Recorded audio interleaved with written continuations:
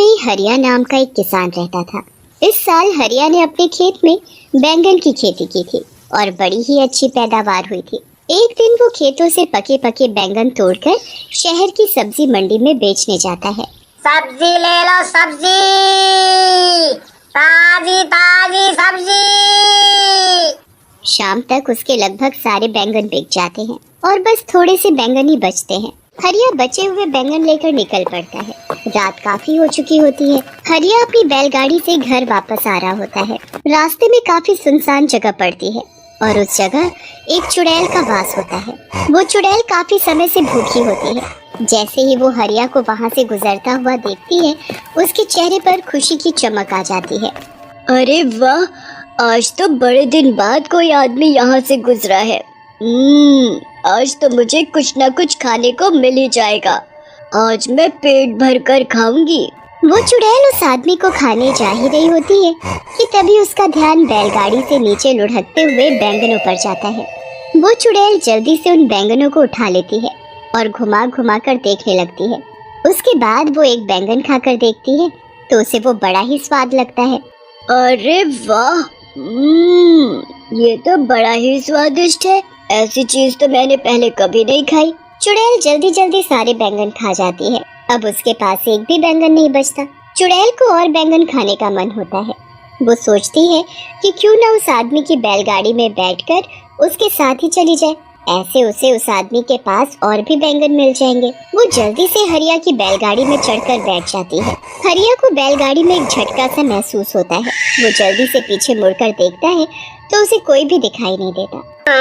अभी अभी मुझे ऐसा लगा कि मेरी बैलगाड़ी में कुछ भारी चीज गिरी है, पर यहाँ तो कुछ भी नहीं है। हरिया को वो चुड़ैल दिखाई ही नहीं देती और वो बैलगाड़ी लेकर आगे चल देता है।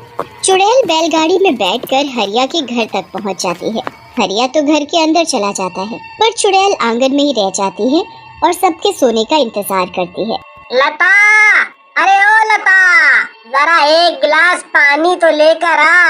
अरे आप आ गए, मैं अभी पानी और खाना दोनों लेकर आती हूँ। जब तक आप मुँह हाथ धो लो। खाना खाकर सब सो जाते हैं। उसके बाद चुड़ैल उनके घर में आकर बैंगन ढूंढने लगती है। वो घर का एक एक कोना देख लेती है, पर उसे बैंगन तो कहीं नहीं मिलते। चुड़ैल को बड़ा ही गुस्सा आता है। आखिर वो चीज इस आदमी ने कहाँ रखी है? इसकी बैलगाड़ी में थी तो इसके पास और भी जरूर होगी, पर ये उनको रखता कहाँ है? मुझे लगता है इसने उनको और जगह छुपा कर रखा है। मैं भी ढूंढ कर ही रहूंगी। चुड़ैल सुबह होने और हरिया के उठने का इंतजार करने लगती है। जैसे ही हरिया सुबह उठकर नहा धोकर खेतों में जाता है, चुड़ैल भी उसके पीछे पीछे निकल पड़ती है। हरिया खेतों में जाकर काम करने लगता है। चुड़ैल को अब दूर से ही ढेर सारे बैंगन दिख जाते हैं। वो तो खुशी से पागल हो जाती है। मिल गए, मिल गए। आखिर ये मुझे मिल ही गए। मुझे लग ही रहा था कि इस आदमी ने इतनी स्वादिष्ट चीज कहीं और छुपा रखी है, पर मैंने आखिरकार ढूंढ ही ली। अब चुड़ैल एक एक करके सारे बैंगन खाने लगती है। हरिया थोड़ी देर के लिए कहीं काम से जाता है और इतने में ही चुड़ैल खेतों में लगे सारे बैंगन खा जाती है। जब हरिया वापस आता है तो खेतों से सारे बैंगन गायब देख बड़ा हैरान होता है। अभी तो इन पर इतने सारे बैंगन लदे हुए थे और अब अचानक सारे के सारे बैंगन ऐसे कैसे गायब हो गए? आजकल तो बाजार में बैंगन की कितनी डिमांड है और यहाँ सारे बैंगन गायब हो गए। मुझे तो बड़ा ही नुकसान हो गया। अब मैं करूँ तो क्या करूँ? हरिया वहाँ सर पकड़कर रोने लगता है। उसके महीनों की मेहनत बर्बाद हो जाती है। चुड़ैल हरिया को ऐसे रोते देखती है तो उसे बहुत ही बुरा लगता है। उसे समझ ही नहीं आ रहा होता कि अब वो कैसे सब कुछ ठीक करे जिससे हरिया का कोई नुकसान ना हो। मेरी वजह से इस भले आदमी का इतना नुकसान हो गया। इसके सारे बैंगन मैं खा गई। अब मुझे ही दोबारा इनको उगाना होगा। अगले दिन हरिया इस टेंशन में बहुत बीमार पड़ जाता है और उसका खेतों पर जाना बिल्कुल बंद हो जाता है। चुड़ैल इसी चीज का फायदा उठाती है और अगले दिन से खुद खेतों में काम करना शुरू करती है। वो पूरा खेत पहले अच्छे से साफ करती है और फिर उसमें बीज बोती है। उसके बाद वो रोज खेतों में पानी डालने आती है। बड़ी मेहनत के बाद वो बैंगन के पौधे उगने शुरू होते हैं। चुड़ैल उनको देख बड़ी ही खुश होती है। अरे वाह, आखिर मेरी मेहनत रंग ला रही है। आज इसमें पौधे निकलना शुरू हुए हैं, कल ये बड़े भी हो जाएंगे और फिर इनमें बैंगन लगेंगे।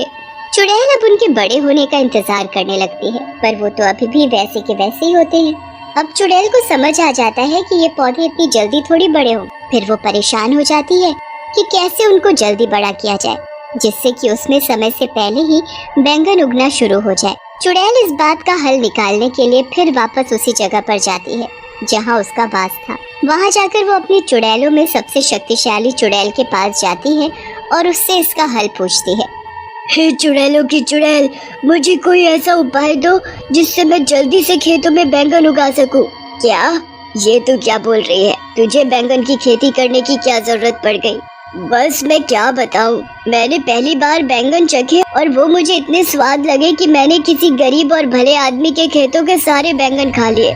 बेचारा इस सदमे में बीमार हो गया, बहुत रो रहा था, तो मुझे देखकर बिल्कुल अच्छा नहीं लगा। मैंने उसकी मदद करने की कोशिश की और उसके खेतों में फिर से बैंगन की खेती शुरू कर दी, पर अब वो पौधे अपने तरीके से धीरे धीरे उग रहे हैं। ऐसे तो वो बहुत वक्त लगाएंगे और महीनों में उसमें बैंगन उगेंगे।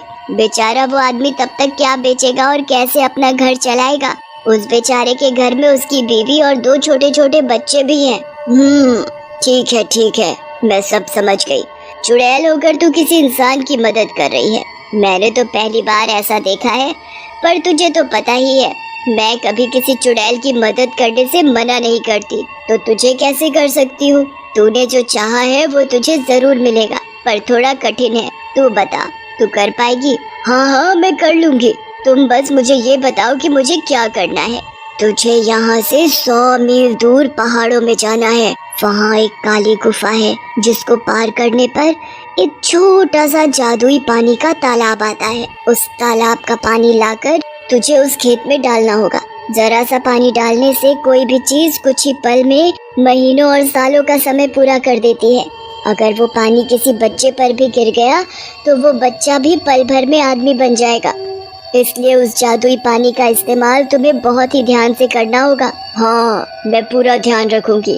अब मैं जल्दी वहाँ के लिए निकलती हूँ, क्योंकि मैं जरा भी समय बर्बाद नहीं करना चाहती। चुड़ैल जैसे तैसे 100 मील की दूरी तय करती है। उसके बाद वो काली गुफा को पार करके उस तालाब तक भी पहुँच ही जाती है।